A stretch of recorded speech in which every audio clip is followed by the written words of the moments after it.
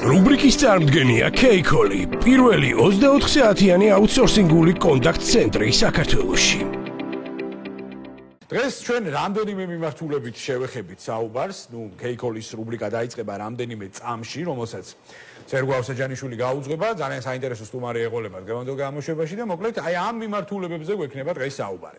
ფაქტობრივად მიმოვიხილავთ კლიანთა IT ინდუსტრიას, ვისაუბრებთ აი ამ გამოწვევებზე, მათ შორის საკანონმდებლო კომპონენტებზეც და მინდა ხაზს გაუსვა იმ მოცემულობასაც, რომ ბოლო პერიოდში ხდება ძალიან საინტერესო ლიბერალიზაციაც საკანონმდებლო კუთხით და ასე შემდეგ და ამან განაპირობა მათ შორის ისიც, რომ გლობალური კომპანიები შემოვიდნენ საქართველოში და აგრძელებენ საკუთარ ოპერირებას საკმაოდ წარმატებითაც. მივესალმები სერგო ავსაჯანიშვილს, დღემშვიდობის სერგო, ძალიან მადლობა შენი დროისთვის და მინდა ვთქვა, რომ რაღაცნაირად საინტერესო გადასვლა ხდება ეხლა სამედიცინო მიმართულებიდან უკვე IT ტექნოლოგიებზე ვისაუბრებთ და ძალიან საინტერესო სტუმარიც გეყოლება დღევანდელ გამოშვებაში. აუცილებლად გამარჯობა კიდევ ერთხელ მივესალმები მაყურებელს, მივესალმები ჩვენ სტუმარს. ბარემ წარმოადგენდა ამასობაში ვისაუბრებთ, მე ეს არის ავთანდილ საგარეიშვილი, არის IT ტეკი, ეს არის IT კომპანიის დამფუძნებელი და გენერალური დირექტორი. მოგესალმებით, დიდი მადლობა. მოკლედ, აი წინა ეთერშიც მე შევპირდი აუდიტორიას ხო, რომ რაღაც კიდე გავანებივრეთ, მოკლედ სხვადასხვა თემატიკით და დღეს მოკლედ ანუ ინფორმაციული ტექნოლოგიები მსოფლიოში ერთ-ერთი ყველაზე მზარდი და მოთხოვნადი ინდუსტრიაა, რომელიც არანორმალური ტემპით ვითარდება როგორც ტექნოლოგიური თვალსაზრისით, ისე პროგრამული თვალსაზრისით და ასე შემდეგ, ხო? ანუ დღესდღეობით ანუ აქტუალური იმიტომ გახდა კიდევ რომ თუნდაც ანუ საკანონმდებლო დონეზე და რეგულირების დონეზე, ხო? ანუ გახდა გარკვეული პროცესები უკვე სავალდებულოც კი. ხო, გახშირდა კიბერშეტევები თუნდაც, ხო? ანუ გახდა საინტერესო და აქტუალური თუნდაც აი დატას რო ვეძახით, ხო, მონაცემების შენახვა, დაცვა და ასე შემდეგ, რომელიც რეალურად მეგობრებო ეს არის ჩვენზე ინფორმაცია, ხო? ამიტომ აი ესეთი აქტუალური თემების გამო არის ჩვენი ასე ვთქვათ სტუმარი ბატონი ავთო და პირველი რითაც დავიწყებთ, მე მინდა რომ წარვადგინოთ კომპანია IT ტეკი, რომელიც უკვე მრავალი წელია ოპერირებს ბაზარზე, წარმოადგენს უამრავ ასეთი მსოფლიო გიგანტ ბრენდს საქართველოში და მოკლედ აი ჯერ დავიწყოთ იმით, რომ პრეზენტირება გავაკეთოთ, ანუ ნახოთ რა საქმიანობ და შემდეგ უკვე გადაწყვეტილებებზეც გადავალთ. გამარჯობა, მოგესალმებით, მივესალმები მაყურებლებს. ჩვენი კომპანია წარმოადგენს 2011 წლიდან IT ტექნოლოგიებს, კიბერუსაფრთხოებას, სერვერ ინფრასტრუქტურის ინსტალაციას, ქსელური ინსტალაციას და ასევე ჩვეულებრივად პერიფერია და კომპიუტერთან დაკავშირებული ყველა თითქმის მოწყობილება, რომელიც არის საჭირო.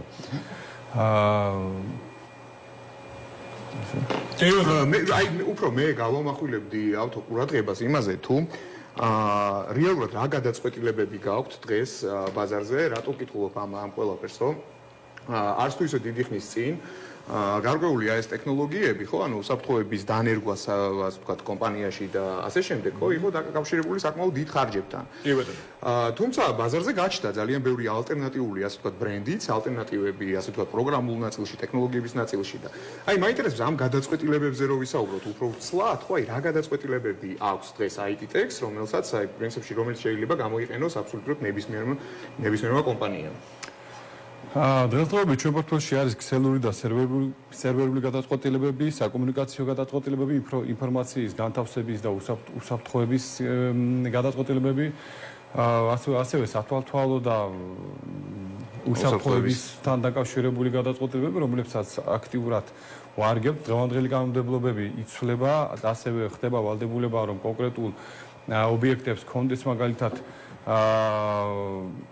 უსაფრთხოებასთან დაკავშირებით რაღაცა კონკრეტული ზომები, ინფორმაციის შენახვასთან დაკავშირებით ჰქონდეს რაღაცა კონკრეტული ზომები, თუ ადამიანი ფლობს რაღაცა კომპანია ფლობს რაღაცა კონკრეტულ დატას მოსახლეობაზე ან ადამიანების გარკვეულ რაოდენობაზე, ეს უნდა იყოს შენახული კონკრეტულად და კონკრეტული წესებით. ხო, რაც პრინციპში უკვე აი პრინციპში ამაზე არაერთხელ გვისაუბრია, ხო, სანდრო 1 მარტიდან რაც ამოქმედა ეს კანონმდებლობა. მაინტერესებს რა ზოგადად, ანუ რამდენად გახშირდა ეს მოთხოვნა, როდესაც ანუ კომპანიები მოგმართავენ უკვე აი ამ ყველაფრის დასანერგად. რაც ახლა მარტიდან გამკაცდა ეს კანონი დიდი ხანია მიღებულია, მაგრამ მარტიდან უკვე გამკაცდა და უკვე აქტიურად თხოვენ კომპანიებს ამის დანერგვას და რაც მე მგონი ძალიან ლოგიკურიც არის და ძალიან სწორიც არის. კი, აუდიტსაც ატარებს სახელმწიფო უკვე კონკრეტულ კომპანიებში შედის და მან მიდის რას და რა წესით ინახება კონკრეტული ინფორმაცია. მან ბევრი რაღაცაზე არის დამოკიდებული, არის მთელი ინფრასტრუქტურაზე არის დამოკიდებული, ქსელური ინფრასტრუქტურა როგორი არის, სერვერი ინფრასტრუქტურა როგორი არის, უკან სტორიჯების ინფრასტრუქტურა როგორ არის და რა წესით ხდება ამ ყველაფრის შენახვა და განთავსება. ასევე რა ანტივირუსი აყენია თუ არ აყენია საერთოდ ამ ყველაფერს ამოწმებს სახელმწიფო, ამ ყველაფერს მერე უკეთებს გაფრთხილებას და მერე კომპანია უკვე ვალდებულია რომ რაღაცა კონკრეტული გადაწყვეტილებები და შენიშვნები გააკეთოს, რაც უკვე მიღებული არის და გათვალისწინებული არის სახელმწიფო რეგულაციის მიხედვით. Რა ხშირია ისე უკვე აი თუნდაც ამ 1 მარტიდან ახლა ეს ბევრ კომპანიასთან მოხდა უკვე დანერგვა მსგავსი ტექნოლოგიები ეს? კი, დავჩი უკვე და მოვახერხეთ რამოდენიმე კომპანიასთან ამ ინფრასტრუქტურის და ამ უსაფრთხოების დანერგვა და ასევე შემოწმებაც საკმაოდ ბევრჯერ დაფიქსირდა და უფრო შემოწმების მერე მოხდა მომართვა ჩვენთან და რის შემდეგაც უკვე ჩავერთეთ და ეს უსაფრთხო კანონთან მიახლოებული სტრუქტურა დავნერგეთ. Ну, რა თქმა უნდა, ფასები განსხვავდება, ანუ დისტრუქტურასთან, ანუ ცოტა სხვანაირად არის, პატარა ინფრასტრუქტურასთან ცოტა სხვანაირად არის. ამ ყველაფერზე დამოკიდებული არის მასშტაბიდან გამომდინარე ეს ყველაფერი. ესე სხვათა შორის აი ერთ საინტერესო კითხვა მაქვს რა, ანუ ზოგადად არსებობს ახლა მე თვითონაც გამოცდილება მაგისი, როცა განსხვავებული ბრენდები დღესდღეობით, როგორც ვახსენე, ალტერნატიული უკვე ძალიან ბევრი ტექნოლოგია სთავაზობენ. Absolutely განსხვავებულ pricing-ს ხო, ანუ საფასო კატეგორია შესაძლოა რომ განსხვავდებოდეს ორჯერ და სამჯერაც კი. აი საინტერესოა, ახლა მე მგონი აი ყველა ნებისმიერი ბიზნესთვის საინტერესოა, ან რას ნიშნავს ეს ბიუჯეტური, ასე ვთქვათ, ტექნოლოგია. შესაძლოა ნიშნავდეს იმას, რომ ეს არის რაღაც უსაფრთხო და არ უნდა ვენდოთ, თუ მეორეს მხრივ ეს უბრალოდ ბრენდია და ბრენდის ასე ვთქვათ ღირებულება არის ჩატებული ამ შემთხვევაში პრაისინგში. სანამ ბატონი ავთანდილი პასუხს გასცემს, მოდი ჯერ რეკლამაზე გავიდეთ და რეკლამის შემდეგ გავაგრძელოთ უკვე საინტერესო თემაზე დისკუსია, დარჩით ჩვენთან და არ გადარჩით. Როდებით პირდაპირ ეთერში განვაგრძობთ გამოშვებას, სერგო ავსაჯანიშვილი, ავთანდილ საგარეიშვილი არის ჩვენთან ერთად საინტერესო თემით, საუბრობთ IT ინდუსტრიაზე, ეკოსისტემაზე მთლიანობაში და მოკლედ კიდევ ერთხელ მოგესალმებით ბატონებო. საინტერესო თემაზე გავშელდით რეკლამამდე და გავაგრძელოთ უკვე ამ კომპონენტზე საუბარი. კი ბატონო. კი ბატონო. ხო, ანუ რეალურად ჩვენ გავჩერდით იმაზე, რომ მინდა რომ აი ბიზნესისთვის საინტერესო ასე ვთქვათ პასუხი გავცეთ ბიზნესს, ხო? ანუ როცა ბაზარზე არსებობს ძალიან ბევრი ალტერნატიული ვარიანტი, რომელ ასე ვთქვათ ტექნოლოგიას, რომელ ბრენდს მიმართო, ხო? მან შესაძლოა იყოს ძალიან დიდი სხვაობა საფასო კატეგორიაში, ხო? და აი ეს მაინტერესებდა რა ნიშნავს თუ არა იმას, რომ ეს ბიუჯეტური გადაწყვეტილება არის ცუდი. ან არ არის სანდო. აი დღეს მაგალითად ეხა არ მინდა აღვნიშნო რაღაც კონკრეტული ბრენდები, არ ჩაგვითვალოს რეკლამაში, თუმცა ჩვენ რა ვიცი რომლებზეც მაქვს საუბარი. კი ბატონო, ესეთი ბრენდებს შორის განსხვავება არის რამოდენიმე გიგანტი ბრენდი, თუნდაც ქსელურ ინფრასტრუქტურაში და თუნდაც სერვერ ინფრასტრუქტურაში, ზოგადად ყველა სფეროში და ყველა მიმართულებით, სადაც ერთად დგანან და ანუ უსაფრთხოებასთან და სანდობოსთან მაღალი სტანდარტები აქვს დაჭერილი. თუმცა არიან გადაწყვეტილებები, რომლებიც რა თქმა უნდა, ბევრად იაფი არის და შედარებით საკმაოდ 20-30%-იანი სხვაობები არის ფასთან მიმართებაში და რა თქმა უნდა, აქაც რისკი არის იმის, რომ ანუ შეიძლება იყოს კონკრეტული firewall-ი, მაგალითად brand-malware-ი გატეხილი და შემოსული კომპანიაში და უსაფრთხოება დარღვეული, ხო? მაგრამ ძირითად შემთხვევაში ფასი ერთი და იგივე არის მინიმალური სხვაობებით და ბიუჯეტურ ვერსიაში აუცილებელი არის რომ სწორად იყოს განსაზღვრული კომპანიისთვის თუ რა გადაწყვეტილება არის შეთავაზებული და რა გადაწყვეტილება განისაზღვრა მისთვის. შეიძლება მისთვის რაღაცა გადაწყვეტილება ჩამოყალიბდეს აეწყოს და ანუ საერთოდ არ იყოს ან ზედმეტი იყოს მისთვის ან სუსტი იყოს მისთვის. ანუ ასე რომ ანუ თანხას ფოტოშოპს აქ საინტერესო არის ის რომ ანუ თქვენ ახლა ამ შემთხვევაში კომპანია რომ მოგმართავთ ან თვითონ უნდა იცოდეს იმის შესახებ რა უნდა დანერგოს თუ ამ შემთხვევაში შესაძლებელი არის რომ თქვენგან მიიღოს გარკვეული კონსულტაცია და რჩევები. ანუ შეგიძლიათ თუ არა მარტივად რო ვთქვათ, აი ხა ჩვენ კომპანიას რომ აი სრულად გამოვიტანოთ აუთსორსზე ეს საკითხი და თქვენმა კომპანიამ ააწყოს თუნდაც ინფრასტრუქტურა და ანუ გამართოს სრულად ჩვენი უსაფრთხოების სისტემა. რა თქმა უნდა, პირველ რიგში ჩვენ ვიღებთ აუდიტს ვაკეთებთ და მაგიდან გამომდინარე ვიღებთ გადაწყვეტილებას კონკრეტულად სადა კომპანიას გასაჭირი და სადა აქვს ჩავარდნები. ასევე ვითვალისწინებთ თუ რამე სტანდარტი და მოთხოვნა აქვს კომპანიას, აქედან გამომდინარე უკვე ვიწყებთ კომპანიაზე შეთავაზებას კონკრეტული მოდელების, ბიუჯეტიდან გამომდინარე, რა თქმა უნდა, აქედან ჯერ ვარჩევთ კონკრეტულ ბრენდს და მერე ვარჩევთ კონკრეტულ მოდელებს.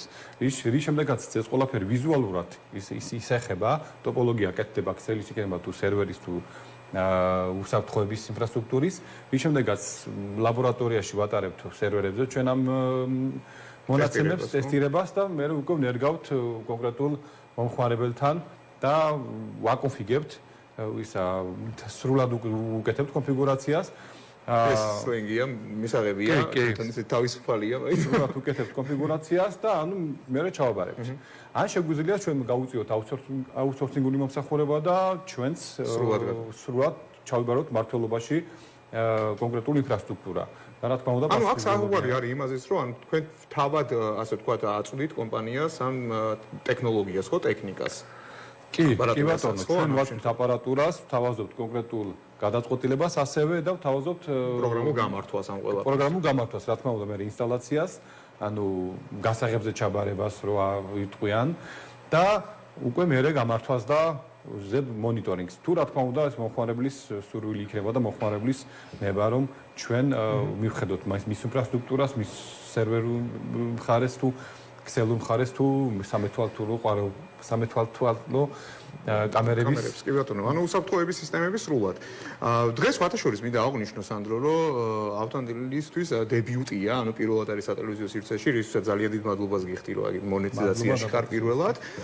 და აქვე მინდა ჩამოგართვა ერთი პირობა, რომ ანუ ჩვენ პარტნიორობთ, ეს არის K-Call-ის პარტნიორი ორგანიზაცია და შესაბამისად გვინდა, რომ დაგვეხმაროს ამ მიმართულებით IT, ასე ვთქვათ, კონტენტის შექმნაში და იმედი მაქვს, რომ აი გარკვეული შესაძლოა რომ რაღაცა დიდი ორგანიზაციების წარმომადგენლები თუნდაც ხო აი ამ გადაწყვეტილების წარმომადგენლებიც გვეწევიან ამ გადაცემაში და გარკვეულწილად კიდევ უფრო გაგვანათლებენ, ასე ვთქვათ, ბიზნესს, ხო, აი რა ავირჩიოთ, საიწავიდეთ და მოკლედ აი როგორ ვიმოძრავოთ, მოკლედ სწორედ, ისე რომ არც დავარღვიოთ ერთის მხრივ კანონმდებლობა და მეორეს მხრივ დავიცვათ ის მონაცემები, რაც ყველაზე ძვირფასია დღეს.